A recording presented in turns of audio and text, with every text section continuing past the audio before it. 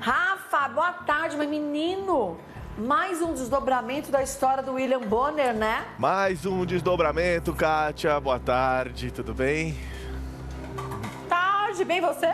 Tudo bem também. Pois é, o William Bonner se manifestou mais uma vez, né, sobre toda aquela história envolvendo o filho dele. Ainda falou sobre mais alguns assuntos, né, que saíram aí ao longo da carreira dele. O Bonner contou algumas histórias curiosas, falou até em perseguição, falou toda aquela história que a gente já contou com um pouco mais de detalhes, né? Ele acabou explicando um pouco mais sobre essa situação toda por qual ele e a família vem passando, né? O que não é brincadeira, por sinal, né? Eles estão passando por um momento bem complexo, né? Momento bem difícil, né? Na verdade, a gente sabe que essas ameaças e intimidações que eles receberam realmente mexem, né? Não tem como a gente falar que não mexe, porque acaba mexendo, né? Mexe com a estrutura familiar, mexe com as pessoas, mexe com... gente, mexe. Não tem como, né? A gente sabe, a gente tem entes queridos, né? Imagina. E o que eu achei... mas sabe o que eu achei mais absurdo? É que ele contou que esse problema que ele vem passando não é de hoje, não. Já faz tempo, né? Que a gente vai contar daqui a pouquinho, mas que eu não imaginava, não. Eu achei que fosse só algo momentâneo. Você também, Rafa? Então, pois é, eu também imaginava isso, eu não imaginava que fosse já há algum tempo, né? Até porque o Bonner, a gente sabe, sempre muito querido por todos, né? As pessoas gostam dele, sempre muito simpático, solícito com a imprensa. A gente vê diversas fotos dele, né, em shoppings, sempre passeando, os paparazzi flagrando ele, né? Naquela época que podia sair, óbvio, né? Não agora. Mas ele estava sempre, enfim, muito solícito com os fãs. Então, assim, ele ter feito essas revelações realmente foram surpreendentes. Tocou água na boca aqui. Tapioquinha dos deuses? Nossa, tocou água na boca aqui. Olha, não vejo a hora desse isolamento. Não vejo a hora desse isolamento social acabar, viu? Só digo isso. Pra você comer? Ó. Essa foi boa. Mas rapidinho você faz, olha que beleza. Essa daí é facinho, essa daí. Você que tá fazendo as lives com o Melchior, por sinal, um beijo pro Melchior. Menino, daqui a pouco você virou chefe, você tá aprendendo a fazer tudo. Tô aprendendo mesmo, viu? Tô me surpreendendo comigo mesmo na cozinha, viu? Não sabia fazer nada, do nada, pum, tô mandando bem. E eu sempre assisto. Quando vai ter a live? Sexta-feira, 8 da noite, teremos mais uma. Assistirei. Qual será o menu? O menu Melchior está definindo, porque ele me pega de surpresa sempre. Ele fala assim, passar um dia antes, para eu já me preparar ali psicologicamente, Muito mas ele bem. que escolhe. Vou ficar antenada sem casa também. Sejam bem-vindos vocês do Brasil todinho. Estávamos aqui conversando, gente. Lembra que a gente comentou esses dias do problema do William Bonner com o filho dele em relação aos bandidos que pegaram o CPF dele, fizeram empréstimos e tudo mais? Ele não conseguia reverter a situação? Então, Rafa disse que o William Bonner deu uma entrevista e que ele falou e deu detalhes dessa história. E mais do que isso, que ele já vem sofrendo há bastante tempo com o incômodo de não ter uma vida pessoal privada, né? Exatamente, Kátia. Surpreendeu muito a gente, na verdade, porque, assim, o Bonner sempre muito solícito com fãs, solícito com as pessoas. Ele realmente não é um cara de sair muito de casa, né? Ele, nos últimos anos, você não vê ele com frequência saindo, mas ele frequentava shoppings, restaurantes, e as pessoas iam abordá-lo, ele super solícito, sempre muito simpático. Então, assim, quando ele vai e fala num programa lá durante a entrevista que há uns 4 anos, mais ou menos, ele começou a ser hostilizado por algumas pessoas na rua, realmente surpreendeu a gente, né? Mas hostilizado por quê? Aí que eu não entendi. Porque simplesmente ele é um jornalista que passa notícia e informa todo mundo o que está acontecendo no Brasil e no mundo. Não é que ele fala da boca dele, ele inventa coisas, não é, Rafa? Com certeza, que às vezes algumas pessoas não concordam com o teor, sei lá, de alguma matéria exibida no jornal, ou com algum posicionamento, enfim, e aí as pessoas partem para coisa mais, né, a parte mais ignorante da coisa, né, ir lá, hostilizar, xingar, criticar. Mas essas pessoas também não querem ter o direito de ter a sua própria opinião ou a forma que você enxerga algo? A gente não precisa concordar, gente, com tudo, mas respeitar o outro a gente precisa. E hostilizar outra pessoa, Você só deve fazer se você se colocar no lugar da pessoa e achar que quando te hostilizarem, por você também fechou tudo bem. E eu nunca vi ninguém que pensasse desse jeito. Você já viu, Rafa? Na verdade, eu respeito acima de tudo, né? Você tem a sua opinião, eu tenho a minha, cada um tem a sua. E a gente vai levando. E cada um tem o direito de ter sua opinião, de se expressar da maneira que quiser. E ponto final, né? Agora, a partir daí para uma agressão, enfim, hostilizar, brigar, para que gente, isso, né? É inaceitável. Exatamente. Pra você ter uma ideia, ó, ele chegou a contar que ele tinha que vir do Rio, por exemplo, para São Paulo, para visitar a mãe, até para visitar o pai, quando o pai estava doente, de carro, porque ele não podia pegar um voo, porque ele às vezes entrava no avião, as pessoas iam criticá-lo, intimá-lo, iam para cima, reclamando. Olha isso, que momento, que situação, né? Você não poder pegar um voo que você foi lá, pagou, é um direito seu, e as pessoas virem te criticar por alguma coisa. Isso há 4 anos ele vem passando? Vem sofrendo isso? Há 4 anos já ele vem sofrendo isso. Gente do céu! Que loucura, né? Quando ele contou isso. Não faz o menor sentido, né? Até porque as matérias exibidas no jornal, enfim, são matérias que servem para informar as pessoas, assim como a gente faz aqui, e ponto final, né? Sim. Se alguém não gostou de alguma reportagem, não tem que ir lá tirar satisfação com ele, Muda né? de canal. Exatamente. Não é?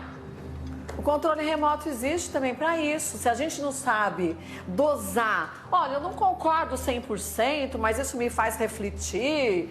E aí você continua assistindo. Agora, se você não tem esse autocontrole, então não assiste. Porque não dá para você depois ficar agredindo as pessoas. É perder a mão, né, Rafa? Com certeza. Se você não concorda com determinada coisa, com uma linha editorial, enfim, de um jornal, de um programa de TV, de uma série, de qualquer coisa que você esteja assistindo, se você não concorda com aquilo, é só você não assistir, né? Simples. Agora, agredir o outro, gente, isso é inaceitável, isso não cabe. De forma alguma, né, Cíntia? Você não acha que as pessoas, com esse relato do William, que há 4 anos passa por isso, perderam a mão de uma forma muito triste? Porque agredir de algo que não foi nem ele pessoalmente que diz, que é um editorial do jornal, não tem cabimento, né? Com certeza, Kátia. Eu acho que esse desabafo do William Bonner, a gente pode chamar de desabafo. Coisa que ao longo da carreira desse grande jornalista a gente ainda não tinha visto nem presenciado. Acho que isso mostra o quanto ele está chateado. Foi um desabafo onde ele fala até da falta de esperança, um certo pessimismo, mas que a gente compreende. Por tudo que ele está passando com a família no lado pessoal, e que vem de 4 anos, então reflete períodos delicados da vida dele, onde ele tinha que ir do Rio vir para São Paulo para estar perto da mãe e do pai que já faleceram. E eu acho que reflete algo de intolerância. A gente vive num mundo intolerante. As pessoas não têm respeito, as pessoas não têm paciência, as pessoas não têm empatia. É uma intolerância gratuita. É uma coisa raivosa, inexplicável, incompreensível. Eu acho que o Bonner, de uma maneira muito honesta, saiu do papel do grande jornalista que é para assumir de cidadão, de pai, de marido, e fez um desabafo muito franco, que merece o nosso respeito, que as pessoas, de repente, compreendam isso e passem a mudar um pouquinho essa mentalidade que não faz sentido, né? Gente, não faz sentido. E se você for ver, Cíntia, normalmente quem agride o outro porque não concorda com a opinião do outro, quer que todo mundo concorde com a opinião dela, né? Então, se você quer que as pessoas aceitem a sua opinião, por que você não começa aceitando a opinião dos outros? Porque, gente, ninguém é obrigado a ter a mesma opinião. Se a gente fosse todo mundo agindo e pensando igual, a gente era feito por série. Então, a gente era robô, a gente não era gente. E seria até um mundo chato. Porque eu acho que um dos grandes desafios do ser humano, e isso vem de muito tempo, é aceitar as diferenças, né? Do gosto, da opinião, seja ela qual for. Mas viver num mundo onde as diferenças devem ser aceitas e respeitadas é um grande desafio. E a gente deve praticar isso no dia a dia. E quem está ali no holofote, quem lida com a notícia, quem lida com a verdade, quem tem que opinar, acaba estando, lógico, numa posição mais delicada. Mas isso reforça a tese do quanto a gente tem que trabalhar essa diferença, né?